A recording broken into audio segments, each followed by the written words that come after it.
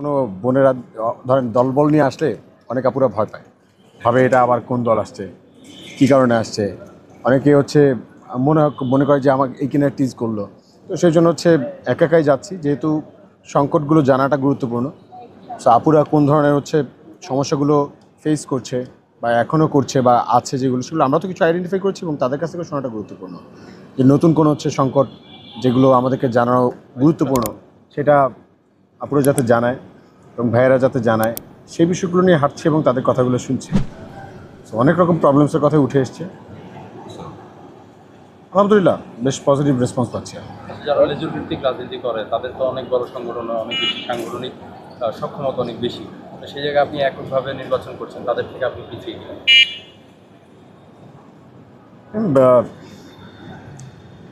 ঢাকা বিশ্ববিদ্যালয়ের যে ডাকসু আপনার নির্বাচন দেখছেন, এটা ঢাকা বিশ্ববিদ্যালয়ের শিক্ষার্থীর সমস্যা সমাধান এবং সম্ভাবনা গল্প বলার প্ল্যাটফর্ম। এটা যদি হচ্ছে মানে কোনো দলের রাজনৈতিক এজেন্ডা বাস্তবায়ন করার প্ল্যাটফর্ম হিসেবে কেউ তৈরি করতে চায়, এটা আসলে আমরা আসলে চাচ্ছি না। আমরা ঢাকা বিশ্ববিদ্যালয়ের শিক্ষার্থী হিসেবে, একজন সচেতন শিক্ষার্থী হিসেবে আমরা আসলে এই ব্যাপারটা চাই না। সো এখন যে বা যারা করছে তাদেরকে আমরা বলবো যে অনেকে দেখছি যে বহিরাগত এনে ক্যাম্পাসে তারপর হচ্ছে প্রচারণা চালাচ্ছেন, অনেকেই লিফলেট বিতরণ করাচ্ছেন টাকার বিনিময়ে, অনেকে হচ্ছে বিরিয়ানি খাওয়াচ্ছেন, নাজিরবাজার নিয়ে যাচ্ছেন, মাওয়া নিয়ে যাচ্ছেন। এখন এটা তো একটা অসমতা। তার চাইতে বড় কথা হচ্ছে আচরণবিধি লঙ্ঘন। নির্বাচনী আচরণবিধিতে স্পষ্টই 4-এর গ নম্বর পয়েন্টে লেখা আছে যে কোনোভাবেই এই বিশ্ববিদ্যালয়ে ডাকসু নির্বাচনে প্রচারণার ক্ষেত্রে অন্য কোনো ক্যাম্পাস বা অন্য কোনো ব্যক্তি বহিরাগত এসে প্রচারণা চালাতে পারবে না। আপনারা দেখেছেন যে গতকালকেও ছাত্রদলের কয়েকজনকে আমরা বহিরাগতকে প্রচারণা করতে দেখেছি, কিন্তু আমরা যতবারই শিক্ষার্থী ভাই বোনদের কাছে যাচ্ছি সবাই একটা কথা বলছে যে ভাই বহিরাগত মুক্ত ক্যাম্পাস চাই, বহিরাগত মুক্ত ক্যাম্পাস চাই। বারবার এই একই কথাই শুনছি সবার কাছ থেকে। তো আমরা একটা সুন্দর পরিষ্কার পরিচ্ছন্ন বহিরাগত মুক্ত একটা সেফ ক্যাম্পাস চাই, এটা আমাদের প্রত্যাশা এবং আমরা এটা করার জন্য আমাদের সংগ্রাম, আমাদের লড়াই। তো কিন্তু যারা শিক্ষার্থীদের এজেন্ডা বাস্তবায়ন না করে, শিক্ষার্থীদের সমস্যার সুবিধা অসুবিধার কথাগুলো না বলে বা সেই অনুযায়ী না চলে, যারা দলীয় এজেন্ডা বাস্তবায়ন করার জন্য ঢাকা বিশ্ববিদ্যালয় ক্যাম্পাসকে ব্যবহার করছেন, তাদের প্রতি আমাদের ধিক্কার এবং নিন্দা থাকলো। এবং সাথে করে এটা বিশ্ববিদ্যালয় প্রশাসন কিন্তু এগুলো দেখেছে। আমি গতকালকেও কিন্তু অলমোস্ট হচ্ছে লিখিত অভিযোগ দায়ের করেছি নির্বাচনী আচরণবিধি লঙ্ঘন করার দায়ে। আমি হচ্ছে অভিযোগ দায়ের করেছি, কিন্তু এখন পর্যন্ত চিফ রিটার্নিং অফিসারের কাছে সেই দরখাস্ত এবং ভিডিও ফুটেজ দেওয়ার পরেও তারা এখন পর্যন্ত কোনো স্টেপ আমি তাদেরকে নিতে দেখিনি।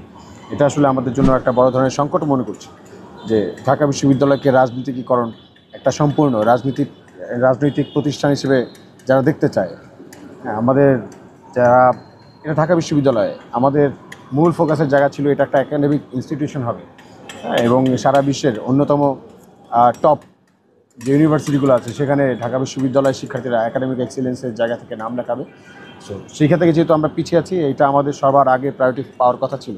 যারা এই রাজনৈতিক ইনস্টিটিউট তৈরি করতে চান ঢাকা বিশ্ববিদ্যালয় ক্যাম্পাসকে, আমরা আসলে তাদের প্রতি অনুরোধ জানাবো যে ঢাকা বিশ্ববিদ্যালয়ের শিক্ষার্থী যদি হয়ে থাকেন তাহলে এই কাজটা করেন। এটা একটা ঘৃণিত কাজ এবং আমরা ঢাকা বিশ্ববিদ্যালয়ের শিক্ষার্থীরা চাচ্ছি যে একটা আদর্শ ক্যাম্পাস হোক ঢাকা বিশ্ববিদ্যালয়। আপনি যদি রানী হতে পারেন সেক্ষেত্রে আসলে ইশতিহার দেননি, কিন্তু শিক্ষার্থীদের যে চাহিদাগুলো আছে সেগুলো একার পক্ষে ওই পদে থেকে পূরণ করা কতটুকু চ্যালেঞ্জিং? প্রথম কথা হচ্ছে আমি কখনোই মনে করি না আমি একা ফিল করিনি। দাবি অধিকার আদায়ের ক্ষেত্রে আমার কখনোই একা মনে হয়নি নিজেকে। যখনই হচ্ছে আন্দোলনে নেমেছি, সংগ্রামে নেমেছি, তখনই ঢাকা বিশ্ববিদ্যালয়ের এই 39,000 শিক্ষার্থী আমার পাশে ছিল, সমর্থন জুগিয়েছে। তাদের সমর্থন না থাকলে ঢাকা বিশ্ববিদ্যালয়ে তো আপনারা জানেন যে রেলের আন্দোলনগুলোতে কী অবস্থায় ছিলাম, জুলাই অভ্যুত্থানে কী অবস্থায় ছিলাম, হয়তো লাশটাও খুঁজে পাওয়া যেত না যদি ঢাকা বিশ্ববিদ্যালয়ের শিক্ষার্থীদের সমর্থন না থাকে।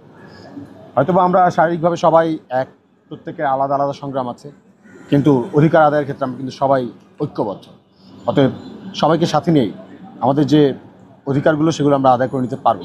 ঢাকা বিশ্ববিদ্যালয় প্রশাসনের সাথে চোখে চোখ রেখে কথা বলে আমাদের অধিকার আমরা আদায় করতে পারবো, যেটা আগেও করেছি, এখনও পারবো বলে আমাদের দৃঢ় বিশ্বাস। শেষ প্রশ্ন একজন করেন যে কোনো একটা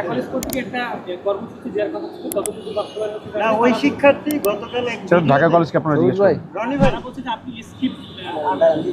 রনি ভাই যে শিক্ষার্থীকে ধরেছিল ওই শিক্ষার্থী গতকাল একটা ভিডিওতে দাবি করেছে তাকে হচ্ছে আপনি হেনস্থা করেছেন, এটাকে কিভাবে? তাকে হেনস্থা করেছে কিনা এটা তো আপনারা ভিডিওতেই দেখতে পাচ্ছেন। তাকে শুধু প্রশ্ন করেছি, জিজ্ঞেস করেছি, সে উত্তরে মিথ্যা কথা বলেছে এবং টোটালি ভিডিও তো অন করাই আছে, কোনো রকম কাটও তো নাই।